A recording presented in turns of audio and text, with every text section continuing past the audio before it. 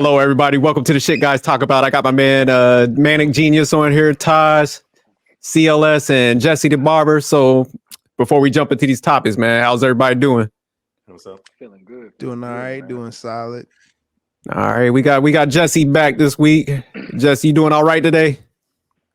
Oh, I'm doing wonderful. Great. Yeah. You missed some good topics last week, man. We might have to circle back and just get your take on a couple things. But hey, I was walking in the mall this weekend and I was going by Lane Bryant's and a bunch of females was asking me about Taj, man. You know, asking about your status out here, Taj. Yo, let them know, man. Let them try to rub Taj is out there. Taj is having He fucking fun. with you, man. That never happened. Shut up, man. You hate that nigga, bro. That never happened. That's all. I gotta. Yo, dude, you know what kind of clothes they sell at Lane Bryant? You don't even date heavyset girls. I was just walking by, man. They ran out. You don't. This was in you. Not anymore. You don't date heavyset women. Shut up, man. Y'all got. But see, hey, man, Taj, they told me to give this to you. Whatever, man. Y'all got jokes. Yeah. When I start roasting y'all asses, don't get mad. But if y'all missed the last show, Taj said, "Hey, he dated a couple that look like Miss Shrek." So you know, we had to get him, man. You know, we got a good vibe here. We make fun of each other. We make fun of ourselves and stuff. So he's saying you dated Cameron Diaz. That's Cameron Diaz. You know that. She no, turned into that's Shrek. Miss That's Shrek. the voice of Cameron Diaz. That's roasting y'all asses. Don't y'all say nothing. Didn't you see the first movie? She was still a white chick in the first movie. She didn't turn into Shrek until he kissed her ass. Well, she would. He turned back into the man. ogre. She was cursed, man. She was cursed. Right. Yeah. But don't they got like 7 parts? She was Miss Shrek and like she might have been Cameron Diaz in like part 1, but 4, 5, 6, 7, 8. She's Miss Shrek. Well, she's still. Don't they got like 1,000 kids? Yeah, they my man Shrek was laying it down. Yeah. Oh, My man Shrek is a pummer. But all right, so did anybody want to circle back or add any topics from the last one? Touch down on anything that we might have missed, or you want to come back and do add something to the topics? All right. If not, we'll go ahead and jump it. Cool. So we'll go ahead and jump into the first topic. So the first topic is going to be Kelis and Bill Murray are supposedly dating. So let me give y'all some background to what's everything before I start giving you guys the question. So the Sun recently revealed that the Milkshake singer Kelis, who's age 43 right now, is dating Bill Murray, who is 72. You know, they've been spotted together at a couple of her shows and stuff. So the first question I have for you guys is, do you even believe the story to begin with? Hell, And I'll go to you first, CLS. You're just friends. All right, Taj, do you believe this? Hell no, I don't believe it. I mean, in the celebrity world, it's hard to believe any type of relationship nowadays. It's all a publicity stunt. You know what I mean? Trying to stay relevant. You know what I mean? Like for real, like if you look at Bill Murray's like last 2 wives, they're like the Milkshake woman, not even his type. You know, that's not what he goes for. You know what I mean? So it's like, why now? You want to take a trip into the safari and jungle now? Like, you know what I mean? So Hell yeah, let's go. But it's not even just that though. It's just like it's just a coincidence though. I mean, maybe he went to one of her shows and somebody saw him at the show and started taking pictures, and then they started talking. Maybe he gave him a hug, and it kind of just grew from there. Yeah, that's how Bill Murray's my hero. Yeah, just friends, bro. It's just friends. Now, if it was a young Bill Murray, it might be different. Like the one from Groundhog's Day, that maybe might be different. That was like 30 years ago, 30, 40 years ago. You said Ghostbuster Bill Murray? Yeah, if it was Ghostbuster Bill Murray, that was back in the 80s. Maybe that Bill Murray would have got They her, just but made I a don't new. know. They just made a new Ghostbusters. Bill Murray was in it. So, Oh, he was. My man looking Yeah. ancient. They played different characters. Though. So what about you, Jesse? You think this is just a hoax? I think it's very believable. I think it's very believable because for one, Kelis's Milkshake would definitely bring me to her yard if I knew where she lived. But you know, so hey, look, with all the advances in medicine and the things you can take to, you know, be able to still perform. Are you talking about Viagra? Man, not Cialis? just Viagra, anything, bro. Like there's so many. There's a freaking pill at the Unmentionables and Adam and Eve store you can take, and that joint to get rock hard for weeks. So I don't think it's far fetched. Like he could be, you know, offering her a different type of vibe than what she's used to. She's definitely giving him something he ain't never had. So hey, that even looks weird, man. They're It not might dating, just be bro. They're not dating. They're just friends. They Hey man, we be, never know. You never know, man. Trust me, dude. We put money on it. They're not dating, bro. They're not dating. I've known women in their 20s that have dated 60-year-old men, and women in their freaking 30s that have dated 72-year-old men. And from the stories that they told me, them old motherfuckers still put it down. You know, so she's more from Anna Nicole Smith. She's not like Anna Nicole Smith. Yeah, I mean, it's weird to me. She did it. Yeah, she was fucking that old dude, and so was the chick that was fucking what was his name? I can't remember that dude's name. The dude that owned the basketball team. Him. I think we were talking about him one time. Oh, Donald Sterling. Donald Sterling. That's it. Yeah, she was fucking that nigga. She was fucking him. She was. Who? Yeah. But all right, Manic. Let me get Manic going here. What's your take? You think this is a hoax, or could you see it happening? I mean, let's not discredit who this man is. This is Bill Murray. Like this dude is a comedian.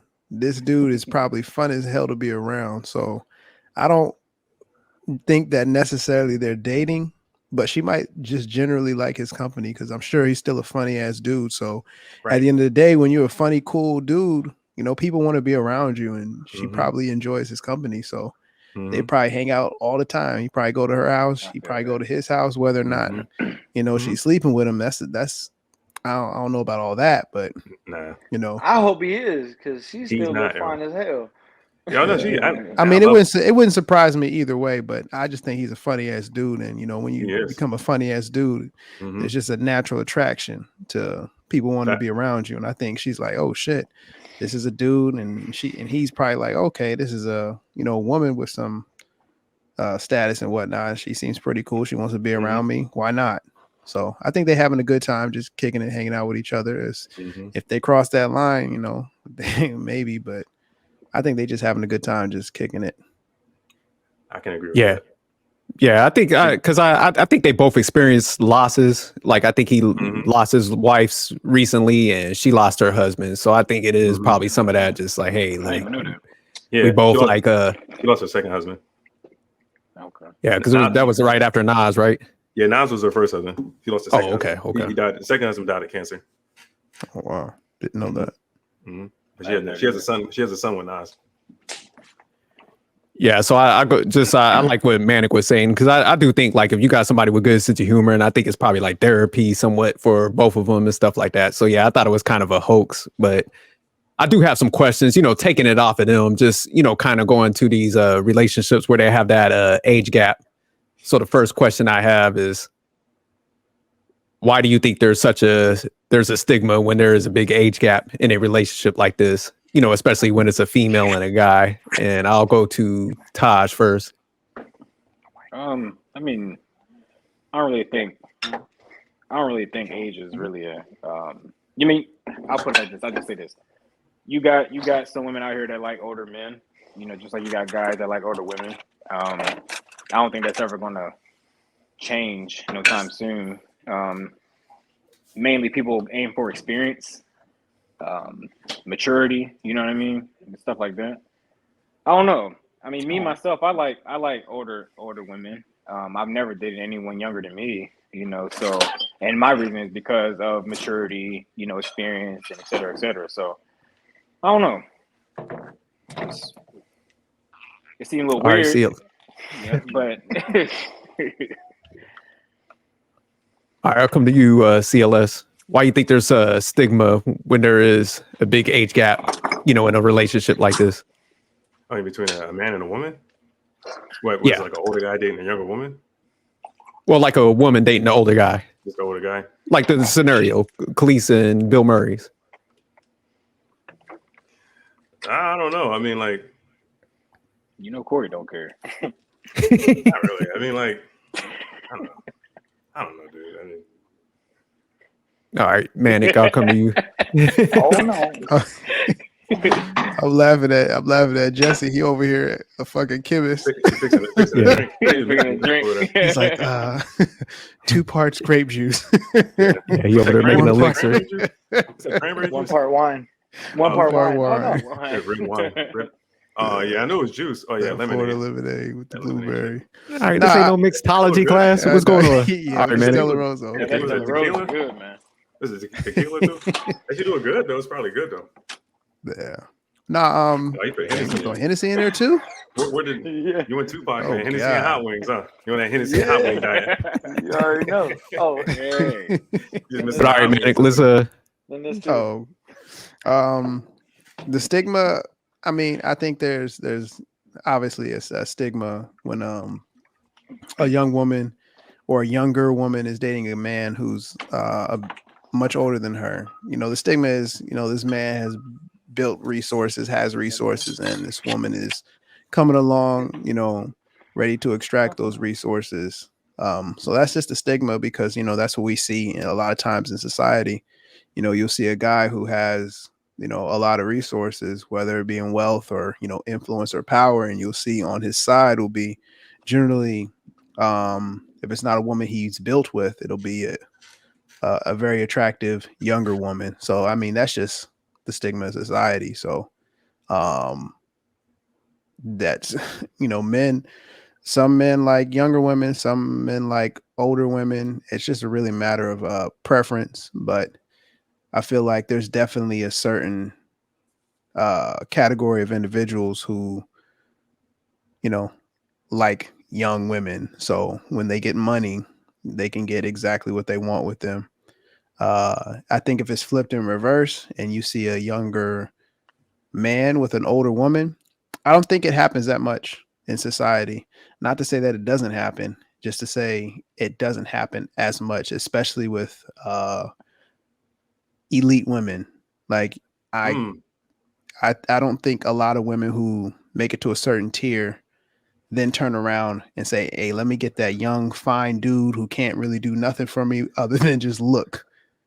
Like, you know, so I think women in general, especially when they hit certain levels of success, they look for guys who are also successful and like equally their equal like counterpart or greater.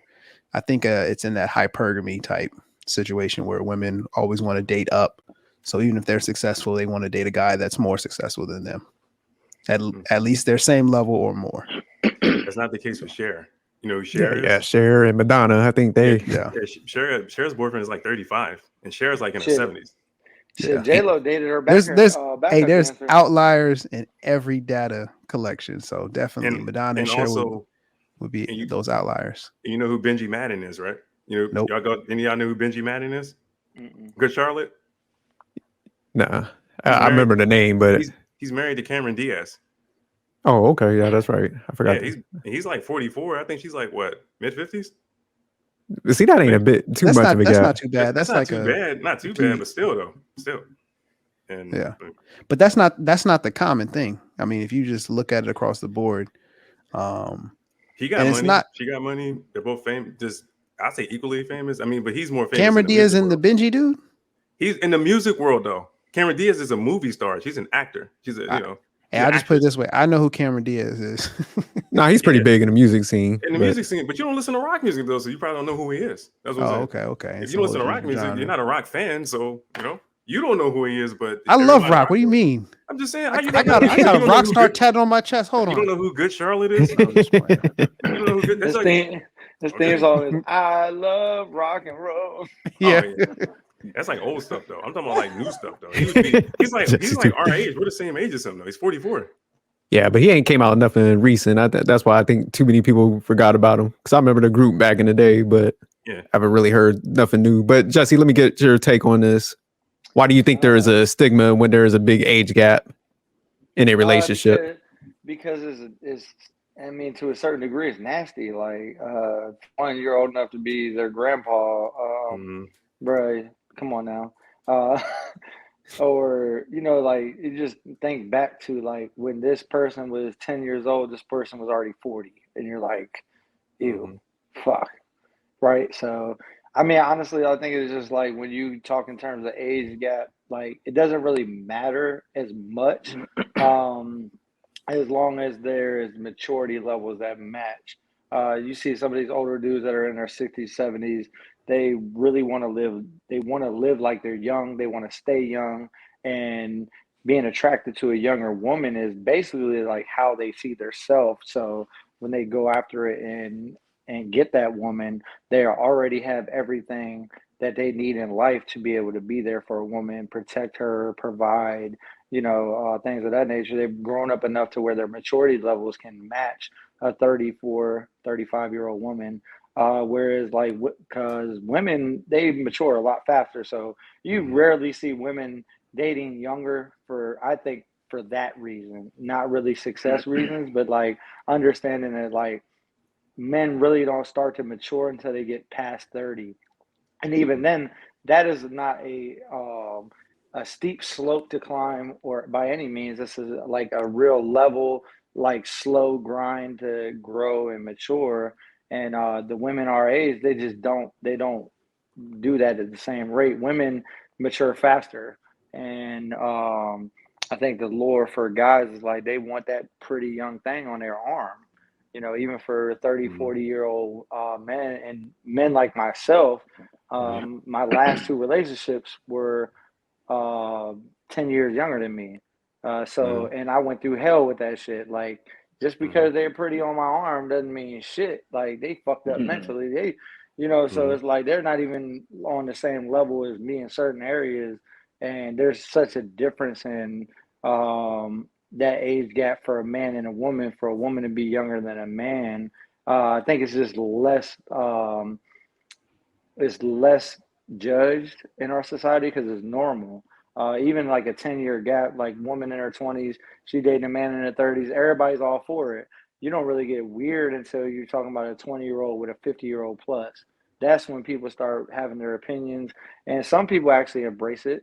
But when you talk about terms of men dating older women, it doesn't happen as much because there's such an age gap. There's such a difference in that maturity level for that man. Even at 35, 40, he's dating a 50, 60-year-old woman. She's 10 times ahead of him.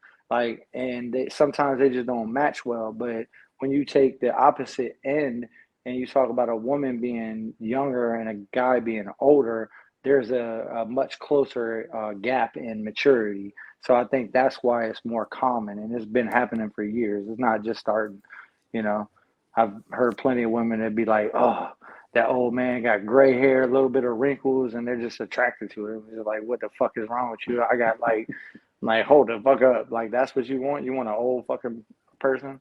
And they do. They fucking do.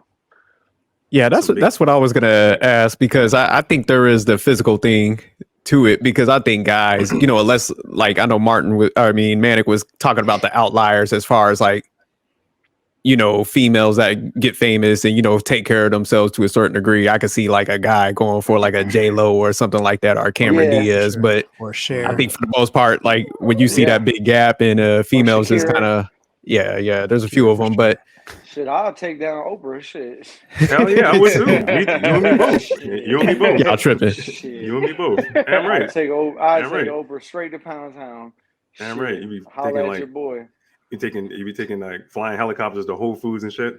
Yep. But I'm saying if it was an average nobody, just had a regular job and there was that age gap, most guys really ain't gonna, I don't think, jump into that lane. It have to be she had to be looking good, for her age or something like that. Yeah.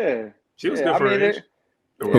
There's certain women that are timeless and age well, but hell yeah. A man still, you never know when that cliff is going to drop off and them titties are going to sag a little bit too much, or the pussy going to dry up because they ain't got no fucking libido no more. Shit, you just never know. So, guys, we look at Angela Bassett. Jesse, would you date Angela Bassett? I smoke Angela Bassett. Hell yeah. She looked great for her age, bro. She still work out and everything. Tina Turner in the movie. How old is she now? 60 something? 60, early 60s, I think. I think she's in her early 60s. Let me take a look. Y'all might be Let me see. You guys say Angela Bassett? Yeah. Oh, she's still young. Cameron Diaz, she's only 50. Yeah, Angela Bassett. How old is Angela? Early 50. Angela Bassett can get it for real. She's only 85. Hell yeah, she can get it. Hell yeah. Yeah. She's 64. 64. I'm passing. She look damn good. She looks great, dog. Yeah, tripping. 64, bro. She looks great, dude. She looks great. Yeah, tripping. Hey, Jerk, pull up a picture of Angela Bassett, man. Put her on. I'm about to say, you got it. Man. I'm telling you, dude. She looked great for her age, bro. She looked great. She aged very well. And don't pick no busted picture because you buy it. Beautiful woman. That's exactly what he's about to do. That's why he's searching over there. He looking for a bad photo. That's all. About to pick the joint where she played a crackhead in the movie and nobody's seen it. Yeah. Oh man. Don't try to find a y'all bad tripping. photo. I don't even want to know y'all no more, You ain't man. gonna be able to find it. He ain't gonna be able to find a bad photo of her though. All her photos look good. Let me see. Nah, man, you gotta show the body, man. You ain't gotta. We know what she look like, bro. She's 64 years old. She look great. Yeah, y'all have fun with that, man. Yeah, y'all tripping. Yeah, a whole lot of fun. Yeah. Be like Stella's got her groove back too. Hell yeah. Yeah, see, but see, the thing is, when you guys talking about the age gaps and all that, it's only a problem if you want to have children with that person. Then that might be an issue to date up. You want to date down. You want to date a younger woman to conceive children with, right? Man, you just worry about the think health risk and all that You stuff. ain't gotta worry about no surprises. She knows what she wants in bed. She gonna tell you. True. Number two. Y'all think a 40-year-old knows? I ain't gotta go up to 60. I want somebody like around my age, dog. I ain't gotta. Yeah. You know, just depends on what you want from that person. But just a fling, that doesn't matter how old the person is. Didn't Corey say he was with somebody that was 79? Laying with. Yeah, but it doesn't. That's what I'm saying. It depends on what you want from that person. It doesn't matter. Yeah. Hey, look, fuck these dating apps. I'm going to the nursing home. I'm going to play bingo. Oh, okay. You gonna roll over there? You gonna be in there? I'm going to play bingo, bro. Smelling like Bengay and shit. All right. I'll play the part. Shit. That motherfucker probably smell that Bengay like, ooh. Oh yeah, you must be loose. All right, so I got one more question for you guys before we jump into the next topic. So when you do see a female, like say like a Kelis with the Bill Murray, but taken away from them, where you see a woman of her age with Bill Murray, what's the first thoughts that come into your mind? And I'm gonna come to Jessie first. Oh shit. Firstly, I mean, like, hey, I look at everything, like body language, how they're interacting with each other, like. And I mean, honestly, if it works, and man, shit, I think it's a beautiful thing. I don't judge. I don't judge on the age gap. I know that's grandpa age for her, but honestly, I would see that, and you know, I would be congratulatory. I wouldn't judge them in any way. It'd be fine with me. Shit. All right, Manic. What was the question again? I said, if you saw like somebody like Kelis' age with Bill Murray's age, when you see that couple, what would be your first thoughts? What would come to your mind when you first see that? The first thing that would come to my mind is that the older individual, the guy in this instance, you know, he lived a life, and in that life, he wasn't able to find somebody, you know, in his time. And is getting a second chance and decided to go with somebody more youthful. And for her, I would see it as, I wouldn't really judge or analyze it too much. I would just be like, okay, she found somebody who's going to commit and give her exactly what she's looking for. Because, you know, when you get a certain age, you're not out here, you know, running the streets or trying to date around or try to change people. You just kind of accept them for who they are. And so if I see an older couple where the guy's really old and, you know, she's kind of old too, but, you know, he's significantly older, I just figure, hey, they locked in. That's it for them. And I'm sure they're happy, and they're as happy as they want to be. So congratulations to them. It's not too late to find love. It's not too late to be in love.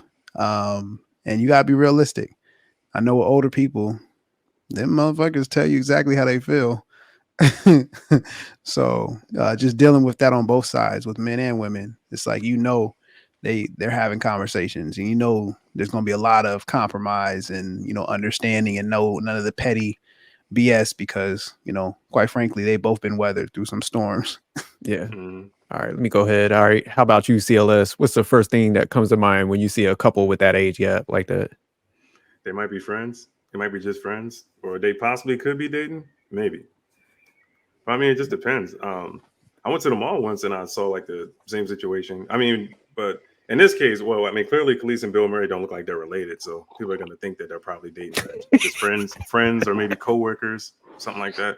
But I did go to the mall once, and I did see an older gentleman with a younger woman. Looked like it could have been his daughter, because they were both, it was a black couple. And at first, I thought it was his daughter until I saw him touching on her. He started like stroking her face and all that kind of stuff. So the body language and all that. So once I saw that, I was like, "Well, damn, you know, maybe he's a sugar daddy." Because this girl looked like she was barely out of high school. Like she might have been like 19, maybe 20 years old, maybe. Oh, okay. Yeah, baby. But she was definitely a sugar baby. That's what I think. There's no way good genetics. That dude. It was in Macy's. This was in a Macy's. So I don't know, man. I don't know. Not good. All right, Taj. What would be your first thoughts if you saw that? Just saw a couple of with an age gap like that. What would be your first thoughts on that? Hey, kudos to the man. You know what I mean? Who am I to judge? You know what I'm saying? Love can't tell time, and it has no age limit. When you find it, great. You know what I mean? Me personally, I still stand my ground. I feel like it's a publicity stunt, but if it is real, I'm happy for the both of them. But at the same time, I really feel that way. Love can't tell time at all, man. You don't know. You can find love in the craziest areas, man. You know what I mean? So I'm pretty much I'm staying with Manic and Jessie on this one, man. I ain't going to judge. I'm just be happy for them, Well, shout out to y'all, because I'm a judge, goddammit. If I see them, I'm like, he's tricking, and she's definitely coming for that paper. She got a calendar. She's marking that off like, hey, any day now, I'm gonna have a come up. Like, I'm judging. That's my first thoughts. I'm like, damn, he definitely a sugar daddy situation, and she wants that bread. Like that's my first thought if I see an age gap that big. What was you saying, CLS? No, I was gonna mess with Taj. I was gonna say, dude, we both got daughters, but make sure you keep that same energy when they get older. We both got daughters. You know what? You're right. That's a good point. It's gonna bother me, bro. It's gonna bother me when my daughter turns like 18 years old. It's gonna bother me. I think it matters on the ages, because it's like in this case it's a 46-year-old person and a 70-something-year-old person. So it's like at that point it's like cool. They live their lives like happy for them that they found somebody compatible enough that they could like deal with. Because old people get cranky, man. Like, you ever been around an old person? They tell you, like I said, exactly how they feel. There's no filter. They don't care anymore. It's like, it is what it is. But I think it's a lot different if we drop the ages by 20 and we go, instead of a 70-year-old, we have a 50-year-old. And instead of a 40-year-old, we have a 20-year-old. Now, that is a different story. So with that dynamic, I would definitely lean more towards what the jerk is saying, as far as like, yo, he's tricking. A 50-year-old dude, what is a 50-year-old dude gonna be doing with a 20-year-old chick, other than putting her on his arm and bragging to his boys, looking for male validation, like, look at, I got this young thing right here. And how is he going to keep a woman like that? He's definitely not going to keep her by, I'm just pouring into her. Me and her connect on so many levels. Like, she hasn't lived life, so there's not much she can connect with you on. Man, that dude is subscribing to hymns, bro, and blowing her back out. I don't even think so, man. She can get a 20-year-old. She can get a college athlete. She can get a young dude. Change my answer now, man. A young dude with a good back ain't no old guy competing with that shit. Like I said, 50. Like I said, 50? I've heard of 60, 70-year-old dudes blowing women's back out. Oh no, I'm not saying it's not possible, but you can't compare that to a young a young dude, a young motherfucker on a track team.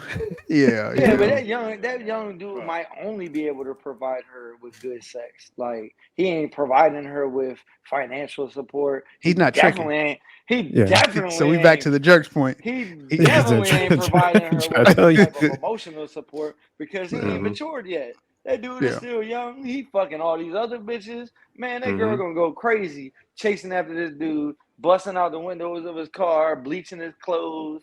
Like, she gonna fuck herself up and possibly be on Snap. Kill this motherfucker. But let me ask one follow-on question, because I like what CLS was talking about. So if you had a daughter, even say like the original scenario, she's 40-something and the guy she brings home to you is like 70-something, would you be cool with that? Even though they are in that age group? And I'm starting with you, man. Same age. Okay. Oh, I didn't know you were gonna do that age. Hold on. If that was the case, then that dude would probably be, hypothetically, he'd probably be around my age. So it's just like, might be a few years younger. But if I had a daughter, I watched her grow up, and then now she's with a dude my age. Yeah, I'd have some concerns about that. Unless, hold on. Unless my daughter was a bona fide whore, then it's just like, I'm just happy that she has a guy. I'm just happy that she has a guy that's going to take care of her when I'm gone. Why would your daughter be a whore though? I mean, like, because you can't control what you can't control other people. So you might give all the love. You might give all the love in the world to somebody, and they can still turn out terrible. True. I'm not claiming that. True. I ain't claiming that. That's fair. Why even put that out in the universe? Certified whore. Why would you even speak that into existence though? Man, I don't have a daughter, so I'm safe. You don't have a daughter. I don't have a daughter. I'm safe. You plan on having any more kids? Huh? You plan on having any more kids? Am I gonna have any more kids? You plan on having any more children? Are you done? Are you one and done or what? Dang, you getting kind of personal. Okay, I'll tell you. I don't know, man. It just depends. It depends on the woman I'm with. If she, has her shit together and she wants another kid, then yeah, maybe we could do another kid. But as it stands right now, I have no daughter. So my hypothetical daughter in the multiverse, if she's a whore and she brings home an old guy, I'm gonna be proud of her. I'm like, there's my little whore. Dude, you made a smart decision. You made terrible decisions all through your through your 20s to 40. You did terrible, but you fixed it at 40. You got somebody to wife your sloppy ass. Some of the biggest playboys I grew up with, like I know, I'm saying they all have girls now. Trust me, the energy is totally different now. Totally different. Yeah. What about you, Taj? Like if if that scenario happened, would you kind of have the same sentiments? Like your daughter brought home a guy that was like way older? No, I'm not gonna be cool with that at all. Because I'm a father of 3 beautiful little girls, man. And I swear to God, man, if they ever bring home a guy my age, bro, we're gonna have some problems. Because in my eyes, they still gonna be my baby girl.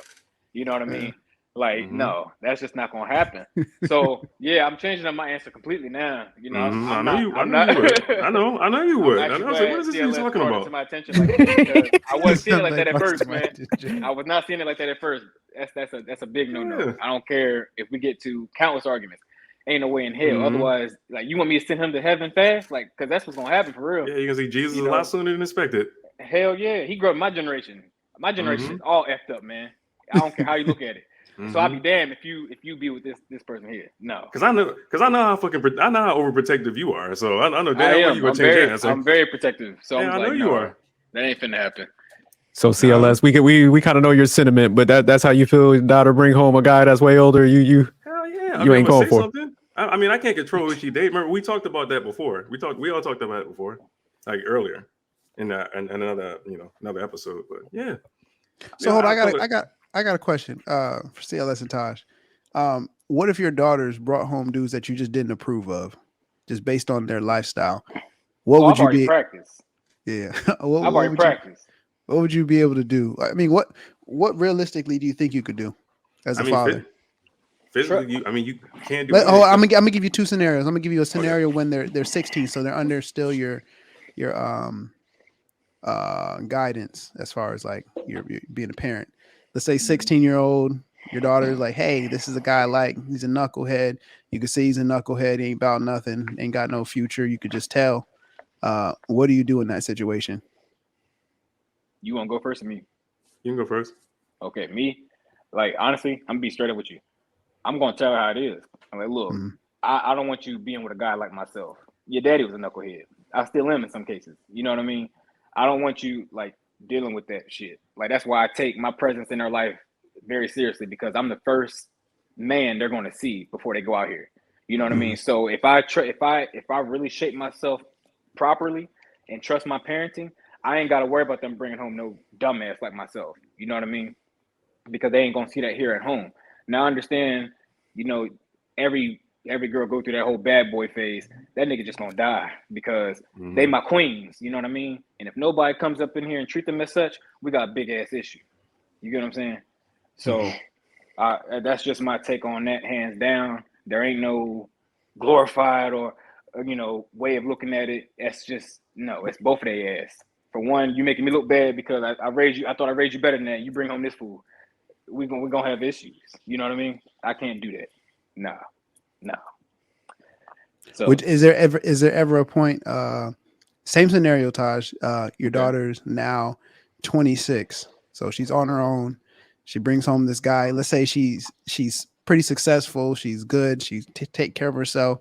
And she's like, hey, Dad, I've just been struggling, but I found this guy. I know he doesn't do nothing. He don't really have a job, but I'm able to take care of him and do this. And, he sits around and, BS's all day. And you can see he's, he ain't got no future. Don't plan on having it. But your daughter's happy with the situation. What do you do in that case, Taj? All right. So not to renege on what I said about the knucklehead, but like real talk. I would trust my parents, and like if we're in that state there, then yes, I would trust her judgment, because obviously there's something about this guy that got her attention. So me as her father, if she really cares about this man, like, look, obviously, young man, you need some guidance. I'll be there for him. You know what I mean? Her mother will be there for him, because, her mother helped straighten my ass out. You know what I mean? I put her through some shit. I ain't gonna lie. So, like, if her parents could trust me, because they didn't think much of me either, but at the same time, they were giving me honest feedback about myself, like just give me constructive criticism about certain things, what I need to work on, what I need to be. I would do that. I would take that approach, because by then, that's an excellent approach, Taj. Like, hey, I just threw you oop, man. I didn't expect it, but you caught it. That's good. That's a good approach. Take the young man under your leadership. I'm gonna go to UCLS. 16-year-old daughter brings home a knucklehead, ain't doing nothing, ain't look like he's about to amount to nothing, and just terrible for your daughter. 16-year-old. They're both still in high school, right? Yeah. The same age, right? Yeah, I would just tell her, you don't have to rush into anything serious. You guys are still in school. You guys are still, still trying to figure things out. Your kids. Just enjoy being a teenager and do teenage stuff. Hang out with your girlfriends, and you don't have to. You don't have to rush into anything serious. But I would talk to him. I would pull him to the side and talk to him like one-on-one, or I would put them together in the same room and talk to them both. Because there's no point in me. There's no way you can determine they're going to be together in the next couple of years anyway. Yeah. You're like, when you're 16, you're like, what, a junior in high school? You're a junior, right? Yeah, junior. Yeah, about a junior. So they still got like another year of school. So by your senior year, they might break up. So you know what I mean? So I respect them. I respect them. Like, okay, you can date them, because you can't physically stop your daughter from dating whoever she wants to date. If anything, I'm just saying. High school. I'm gonna go next CLS. I'm gonna answer my own question. I'm gonna tell you what I would do with my 16-year-old daughter. No, I'm just saying you can't lock her. You can't lock her in the house. If anything, if you lock him in the basement. No, I'm talking about your daughter. It's not like you can keep her cooped up house and lock her up, because the first thing she do when she get a taste of freedom, she go away to college. Then that same horror daughter that Manic is talking about, that's what's gonna happen when she goes to college. That's excellent point. You can't. That's excellent point, CLS. You can't keep them sheltered like that. So you at least talk to them. Yeah, she could be on OnlyFans after that. Yeah, that's what I'm saying. All right, give him the second scenario, because we got to get Jessie in here too. Manic. You gotta give her freedom. You gotta give her freedom to make choices. Second scenario, 26-year-old. Is that a good example? 26-year-old daughter brings home a dude, don't really got anything going for him, but your daughter's successful. She's good. And she's taking care of this man. He doesn't look like he even wants to work. Don't have no drive. What do you do? Yeah, I'll give a short answer. I'll just all you can do is just be the example that you want for her. I'll set a good example for her, and I told her straight up to her face. Matter of fact, I'll put them both in the same room at a kitchen table, and we'll all sit together. And I'll tell them straight up. I'll point at his ass too. I said, if this man is not doing anything to improve the quality of your life, why is he in your life? And I'll wait for. What happened if he slapped you? He ain't gonna slap me. He's about the guy. Ain't nobody. Ain't like what you say?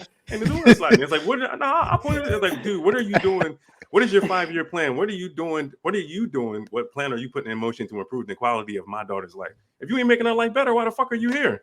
He's gonna hit you with this negativity I'm feeling in my spirit right now. I'm not. It's not conducive. Mr. CLS, I'm not feeling your fench way. I'm gonna leave. Yeah. That's all bullshit. I'm taking your daughter with me. You can go. I was gonna say, don't be like, okay, well, I was getting in trouble when I was a kid. I was in and out of juvie, all that type of shit. Like, nigga, you can still go back and get your GED. If you can still read a book, you can still get your GED. Go to Job Corps, go to trade school, go to community college. You doing something, motherfucker. You gonna make it work. Okay. You doing something. You're gonna do something. You dated my daughter. You doing something. All right, give those scenarios to Jessie, and then you said you're gonna answer them because we gotta kind of start moving stuff along. I was just gonna give it to CLS and talk to. They was like they had the kids, but yeah, get Jesse in there. I want to see. What would you do, Jesse? 16-year-old daughter come home. Yeah. You ever see the episode of Bad Boys with Martin Lawrence and Oh man, and they had a gun in his face. Reggie. Excuse me. What the fuck are you doing in my house? Same thing. Yep, straight up. At 16, thing. He said, "You 16?" He said, "Nigga, you at least 30." What the fuck you want? He said, "Nigga, you at least 30." Yeah, at least 30. Okay, Jesse, 26. 26-year-old. Yeah, 26-year-old. So I 26-year-old. I'm like this, man. If this motherfucker ain't doing shit, as long as my daughter, if she's doing stuff with her life and he's doing nothing and he's a bum, I don't give a fuck. You gotta go. Hey, bro, if you don't get the fuck going, I'm going to fucking hunt you down and I'm going to kidnap you and I'm gonna lock you away somewhere. She'll never be able to find you. And then when she asks me about it or she's brokenhearted, I'll console her. I'll take her shopping. I'll take her to the spa, let her get her nails done, all that, good shit. And then I will purposely point her in the right direction to a nice, solid man that will meet her on her level, because you don't need to be dealing with nobody underneath you. No, it goes totally against what, society should look like. Like, people, even if you got one bum, they should be with a bum too. Fuck it. Like, y'all can be bums together. But if you're doing a whole lot with your life and you working on your goals, this dude is going to drag you down. Because I've actually been in the position where I was dating women that weren't doing shit with their life. They were bullshitting, procrastinating. I got to take the slack up. Man, fuck that. Don't do it. It's not worth it. Yeah, not worth it. But on the flip side, if you got a guy that is good for your daughter and your daughter is not up to par, I would have a conversation with my daughter. Like, straight up, you got this dude that's a good dude, and some women don't know how to handle a guy that's loyal, got all his shit together, all about them. They like, oh, he's the nice guy, push him away, right? No, I'm gonna have a conversation with her. Hey, what the fuck you doing? This guy really wants you. You either make his motherfucker a home or go out there and get your own career. Meet him on his level, one way or the other. Whether it's you taking responsibility to take care of the house and get this man meals every day, or you go out there and get a career yourself. But you don't be a bum.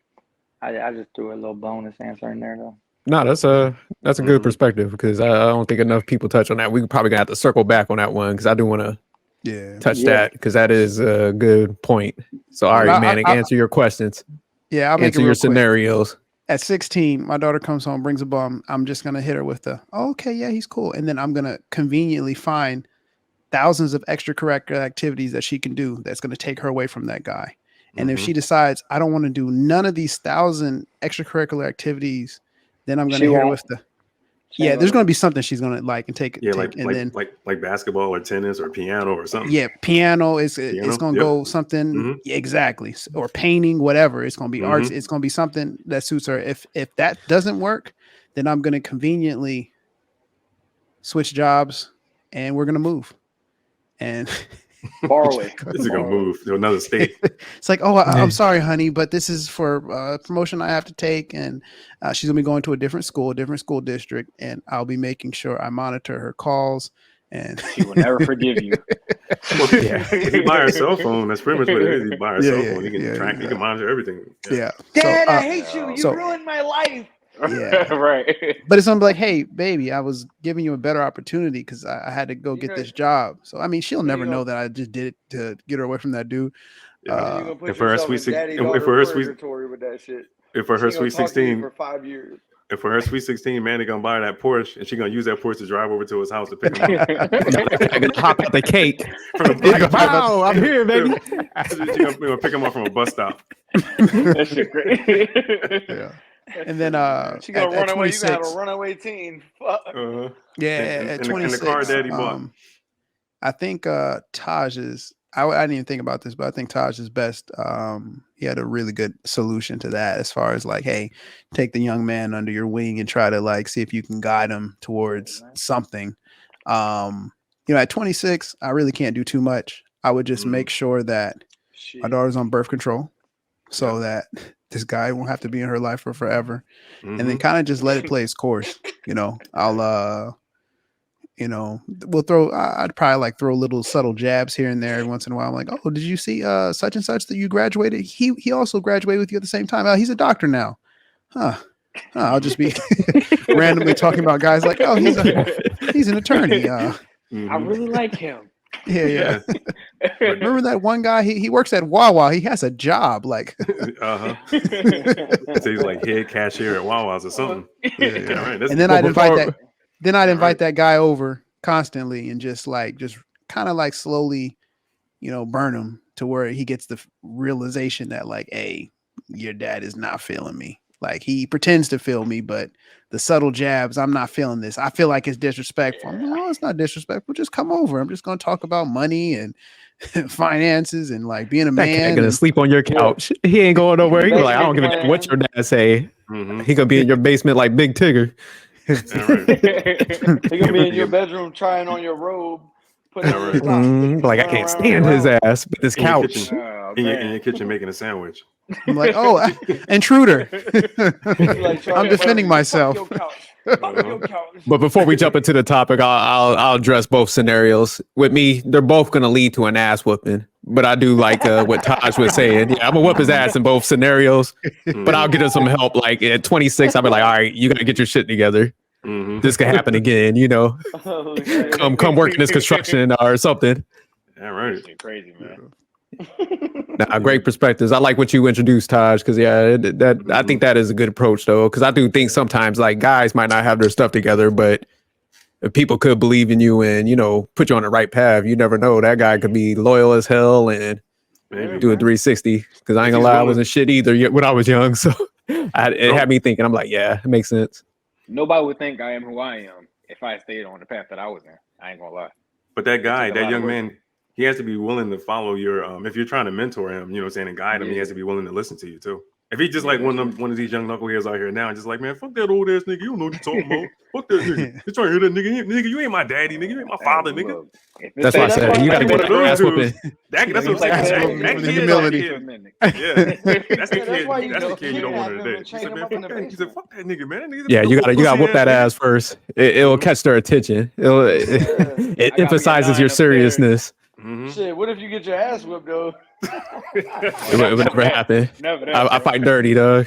That's crazy. But all right, we'll go ahead and jump into the next topic, man. This was definitely a good one. I like how everybody took it to different paths, and that's one thing about the conversations. We might start with one thing, but the whole purpose of it is for people to introduce like different elements so we could take it to another place. So it might start off with some silliness, aka Manic. With the OnlyFans daughter, but we're gonna take it to some places. But all right, for the next segment, there was two albums that we kind of wanted to discuss, and this kind of originated from a conversation I was having with CLS, and he was telling me which Michael Jackson album he thought was better, and I thought he was kind of crazy when he told me that. So I was like, "Look, I got smoke for you. We're gonna have to do this on the panel." So we had everybody kind of listen to the albums. I don't know if y'all did or you're still familiar with them. They're pretty popular albums. So been listening to them. All right. So it's the Off the Wall album versus the Thriller album. Let me go ahead, pull my little slide up. Yeah, just pick. I would say just pick that album. He had 10 solo albums. Just pick the album that's whatever. But let's just talk about these two right now. Let's and we'll discuss the other ones. So let's just go around real quick. Out of these two albums, which one did you guys think is better? And I'll start with you, CLS. Off the Wall. Off the Wall. What about you, Jesse? I am honestly I enjoy Off the Wall more, but I think Thriller was the better seller. It was the more popular amongst the people. Yeah, it was. True. It was. And if I had my choice. Hold on, let me get everybody's choice real quick, and then we'll turn it around to break it down. So okay. So you got Off the Wall, Jesse? Yeah, I got Off the Wall. All right, Taj, what about you? Off the Wall, baby. All right, Manic, what about you? I got Thriller. Look at that album. That's what I'm talking about. I got Thriller too. So we got two Thrillers and 3 Off the Walls. All right, CLS, tell us why you chose Off the Wall first. I mean, both albums have great track lists. I'm just saying that Off the Wall is just my personal favorite. It's just my personal favorite. Like, I just thought, because I mean, like I said, it's only one extra track on there. You know what I mean? It's nine tracks on Thriller and 10 on this one. So I just like the song, the song selection on there. Okay. Like, I mean, I don't know if you want me to start breaking down the songs, but like, I just like that Break song. down This is my favorite. Break some songs off Off the Wall. Which ones? Just give me a couple. Which ones are your favorite off that album? Let me see. Number 1, the dance track. Was it "Don't Stop Till You Get Enough"? Don't stop ticking. Dope ass dance track. I don't know if that was that the first. No. I think "Rock with You" was the first single you released from that one. I think it was "Rock with You." So number 2, 1. Come on, Working Day and Night. People they bump the hell out of that song. It's just so relatable. You know what I mean? People be playing that shit at work. Working Day and Night. All right, let me get Jesse in there because he said Off the Wall too. So Jesse, why would you say why'd you pick Off the Wall? I mean, I'm looking at like 1, 2, 3, 4, 5. I got 7 songs that are actually some of my favorite Michael Jackson songs. If I had my choice, I would take PYT off of Thriller and put that joint on the album. Nah, you can't do that. You can't take off Thriller. Yeah, I know, right? Hey, we ain't making a perfect album. You can't. I mean, you could take a greatest hits album and say it's better than you could take "Beat It" off of Thriller and put it on Off the Wall. "Beat It" was my favorite song on Thriller. I would take Thriller. I would take Thriller. I would take Billie Jean. Y'all got to focus on Off the Wall, man. That's your album. Y'all got to focus on what you pick. Beat Is my favorite song. You got to defend that. Yeah, you guys got to defend your position because I'm about to cook CLS. I told y'all. Let me go first. I'm gonna be very surface level with it. I know you probably. Let him go first. All right. Well, we'll go ahead, Taj. Why you chose Off the Wall, and then me and Man are gonna annihilate y'all. All right. Well, it was a school dance, man. Just bring back some memories. They was playing his album out that night, and I was with the pretty woman, and I actually sang "Rock with You" to her when we was dancing. Did she leave you? She didn't leave. Did she leave you after you sung it? Y'all got jokes, man. Listen, when I start cracking jokes, That's like a heavy ass rock. Don't get mad. Like a heavy ass rock. I'm like, yeah, no. It's to come up. I'm building it now. It's coming. I gotta get what happened here? Tell us about the night. What happened at the dance? You were singing. Yeah, was it a good night, Taj? It was a good night, but then my oldest was on the way after that.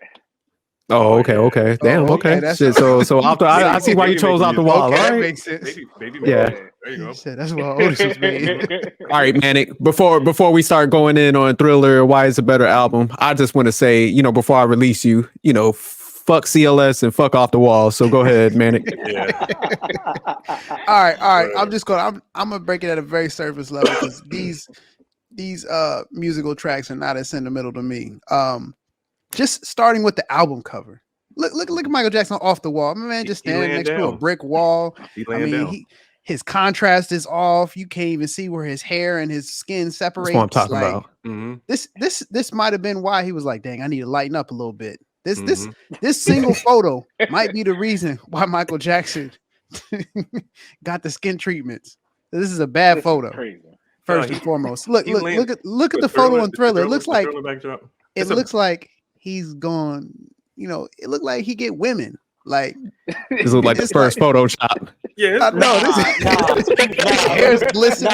It's a cool background. This Thriller album looked like he just took it in. My man glowing.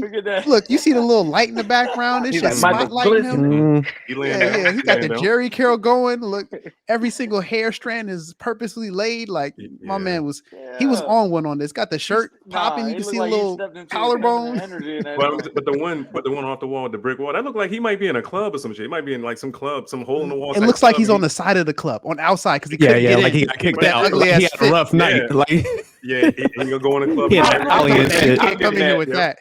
You can't come in here with that. And then he gonna go inside the club and get every bitch in there when he start dancing and singing. No, but look at the Thriller cover. That was a good observation, Manic. I mean, he looked like he made it. Like life is good at that point. He's laying down. I haven't even made it to the track list now. Now I'm just gonna say one word: Thriller. I'm gonna say another word. That's it. Dance. You know how iconic that Thriller dance is? Like that whole every single Halloween, you gonna hear Thriller. Just the choreography when they're dancing in the street. The choreography, but you are gonna hear Thriller every single Halloween. There's not been a single Halloween that's passed that you have not heard the Thriller album because of that one song Thriller. Yeah. And you got my girl Billie Jean. What? Who tried to say she was his lover? Come on now, what? Dude, I love some real life Billie Jean shit. I know that's my favorite song. I know that's my favorite. That was my favorite song. Which one? Why'd you pick Thriller? Why'd you pick Thriller? Why are you off the wall? Yeah, why you over there on a subpar album? That's what I'm trying to tell you. No, it wasn't, man. That's what I just think that's a better album. I mean, I'm just not a Thriller dick rider. That's all. I love Thriller. I'm just not a dick rider. That's all. Hold on, PYT. You know that's still a thing till this day. When somebody says PYT, they're referring to this. This is historic. But that's what I'm saying. That's what Bill Murray got. Thriller is like PYT. That's a seasonal track, just like Cupid from 112 is a seasonal track. You hear it every Valentine's Day. You hear fucking Cupid from 112. Just like you hear every Halloween, you hear Thriller from Michael Jackson. It's a seasonal song, right? And don't tell me when somebody hits on that number 5, you don't feel like just getting up and just moving. Yeah, beat it. Yeah. Come on, man. Shit. With the little knife scene. Human nature was pretty ill too. So you never been at work and heard nobody play track 3 of Working Day and Night? Working day and night. But they play the fuck out of that song. I'll quit. Somebody play that shit. It don't even matter what you're doing, yo. Any type of work. You be fucking in your kitchen making a damn hot pocket or some shit. I'm gonna rest my case right here. That's all I got to say about the Thriller. It's a superior album to Off the Wall. And go ahead, Jerk. Just take it. You can take it. Okay, all right.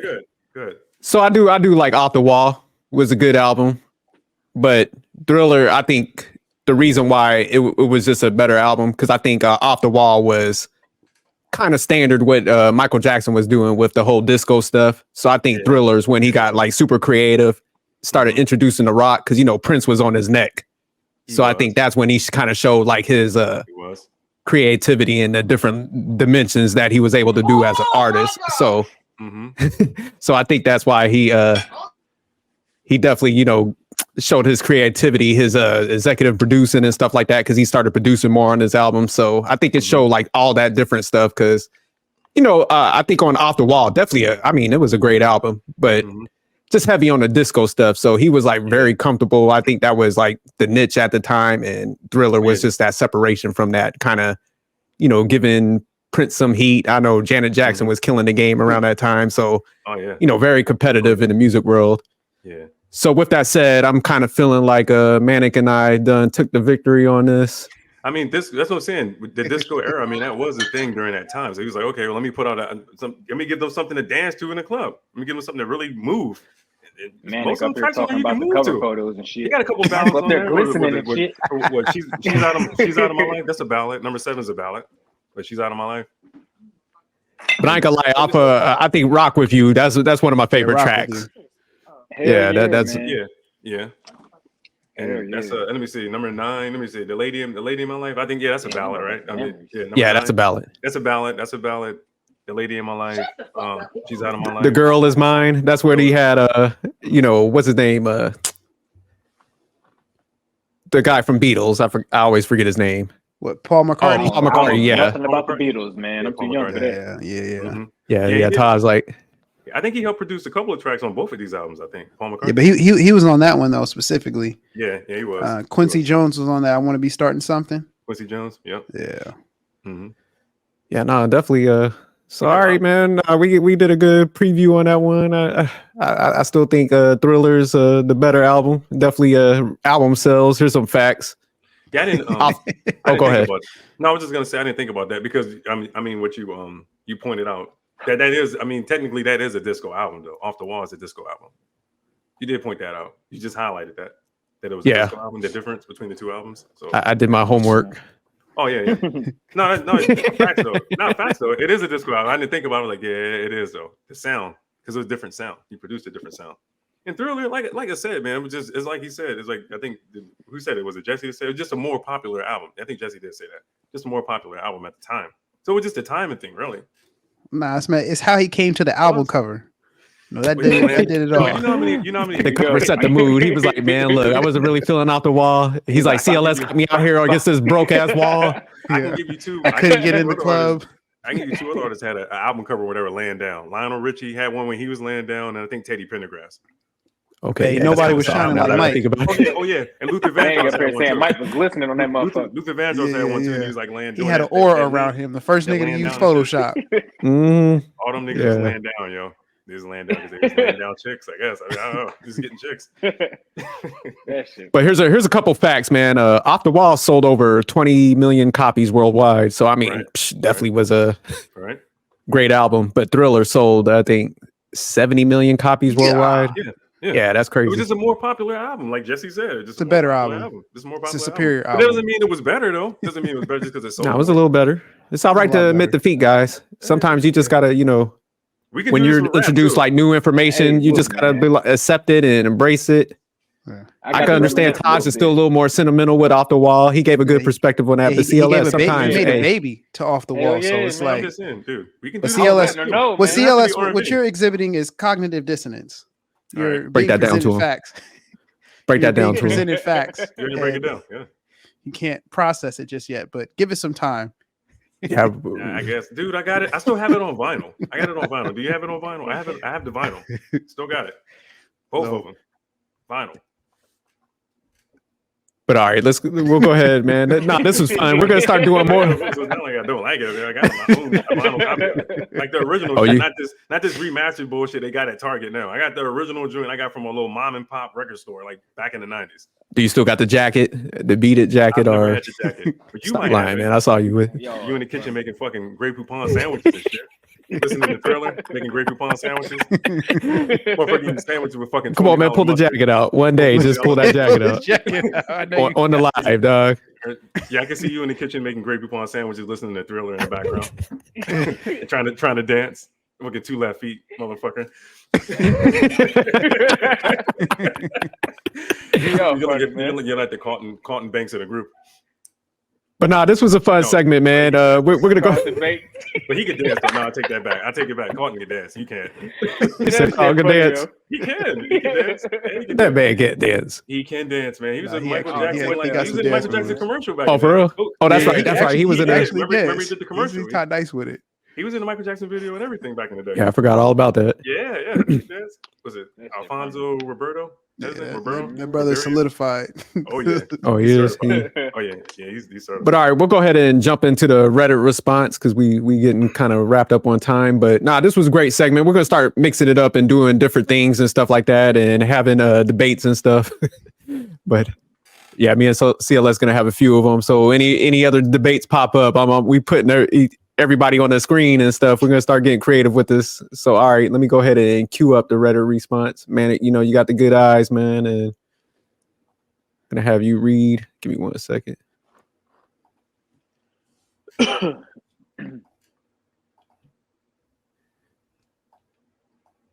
Can you see it, or you need me to blow it up a little bit? No, that's perfect. Okay. Girlfriend 26 female does not believe that I 25 male will be a high income earner in the future career. Where do I go from here? All right. Here's the guy's perspective. 25 years old.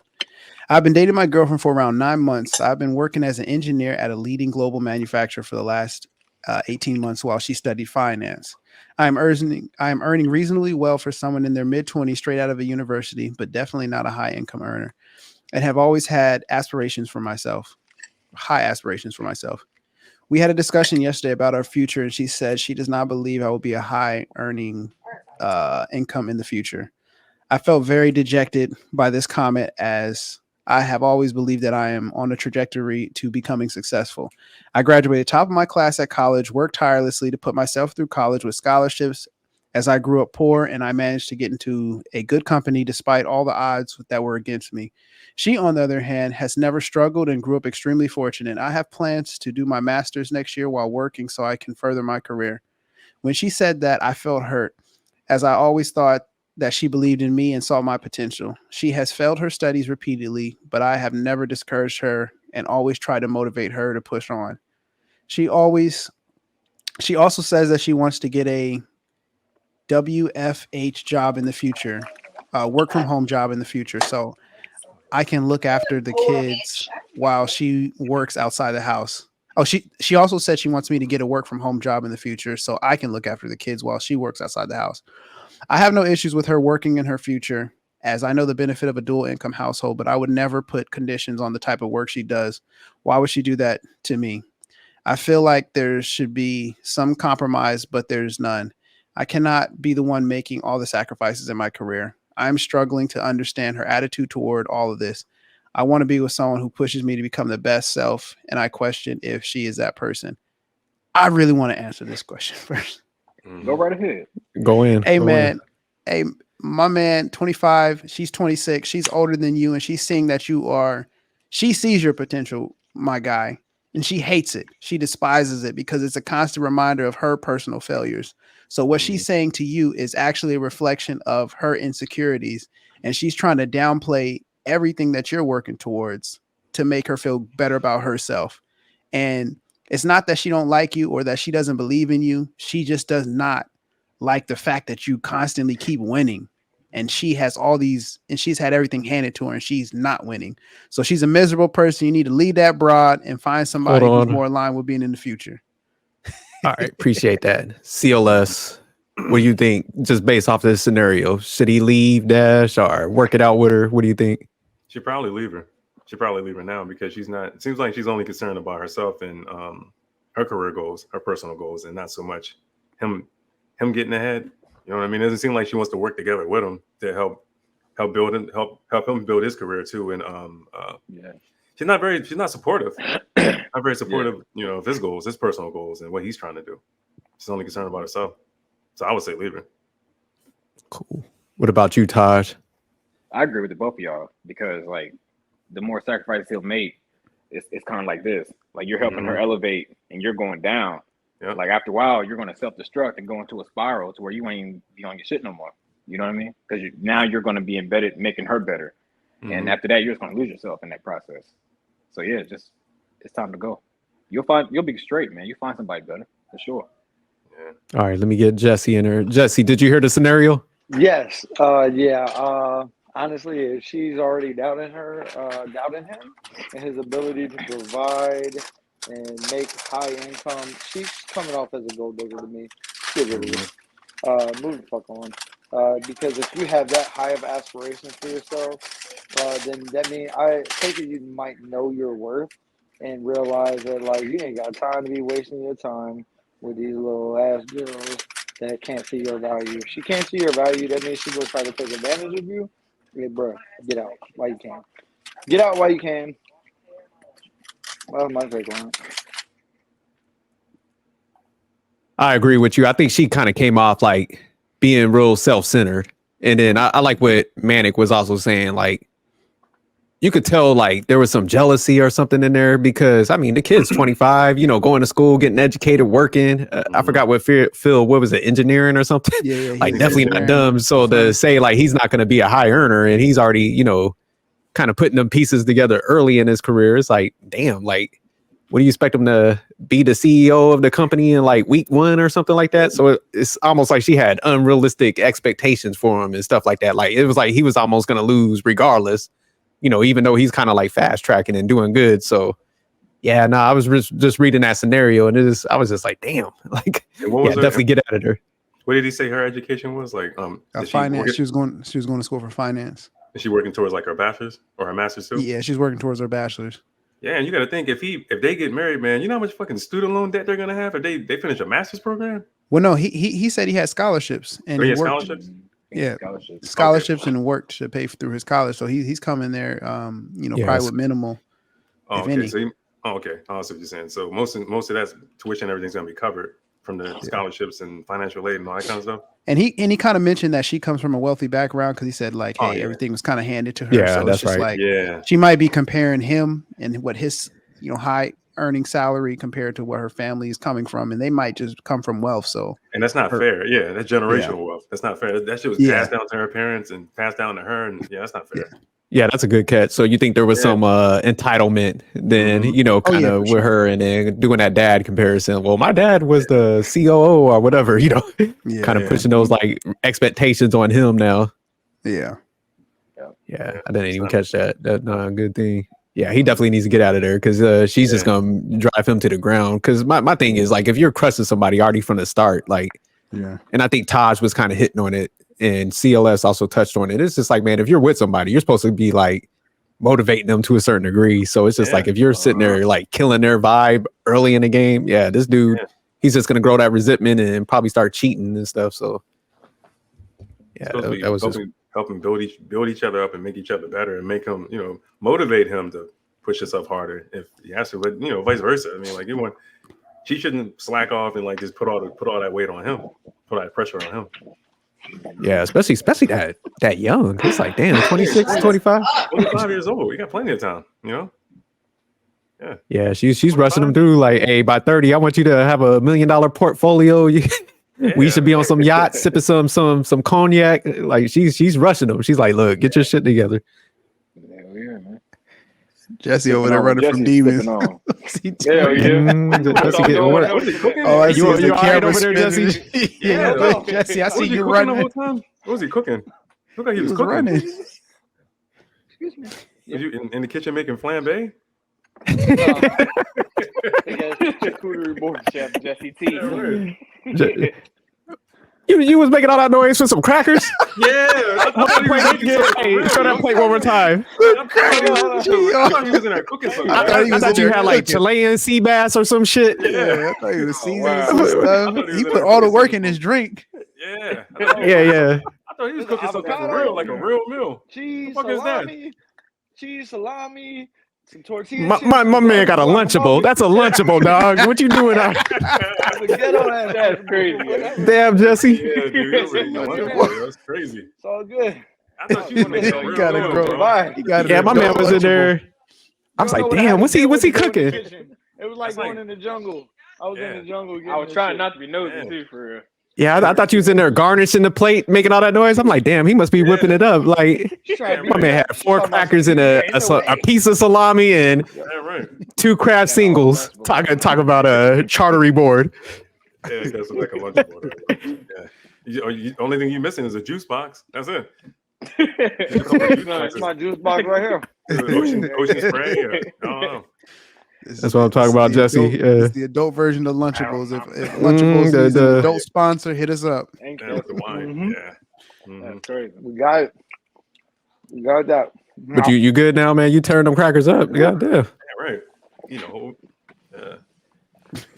But all right, we'll go ahead and we'll go and get everybody's like closing remarks. Where can everybody find you and all that stuff, and then we'll go ahead and circle out and close this one out for this time. So all right, Manic. Hey, it's the Manic Genius. You can find me on IG. Follow. Definitely Manic Sophistication. Type it in YouTube. Like and subscribe and share. That's it. All right, Taj. All right, y'all. So I finally got my Instagram rolling now. So you can find me on Instagram, Sagacious Taj. For those who don't know what sagacious means, it means wise. It's that simple. It's SAGACIOUS. Sagacious _ Taj. All right. All right, and I'll be putting everybody's like IG and stuff on the bottom of the videos and stuff. So I just got to get that from you later, Taj, and I'll go ahead and add that in. All right, CLS. CLS. You can find me TikTok, YouTube, Instagram. This is CLS. All right, Mr. Lunchable. Man, it's Jessie the Barber here, man. You can find me on Instagram, TikTok, Jessie the Barber. Follow me, like, share. We need to get you on the Food Network with the cuisine that you make. Get you on there popping, get you a whole series on there. Video, man. Everybody watch other people eat nowadays, man. I might start an OnlyFans for watching me eat. Oh, okay. You gonna blow up, man, with the Lunchables and stuff. Like there's a whole niche out there for that. Be on there making toe jam crackers. like dude on House Party. Oh yeah, the showboat. They should call that shit the chronic. This is the crackers. He said I like to call it the chronic. But all right, we're going to go ahead and close this out. But before we do, I just want to mention that we do have a new show that's coming out this week. So just stay tuned to the channel and stuff like that. because that'll be dropping later this week. So we're just gonna keep adding stuff to it. And CLS, we saw that video, man, that you did, man. We're gonna have to go to his channel to watch it. He's definitely dropping a lot of stuff from the city. So your channel's pretty much popping and stuff. So please go check everybody's like channels out and stuff like that, and check out their different projects. We would be mentioning more of this stuff down the line too. So, all right. So we'll go ahead and close this out. Peace. Peace. We out.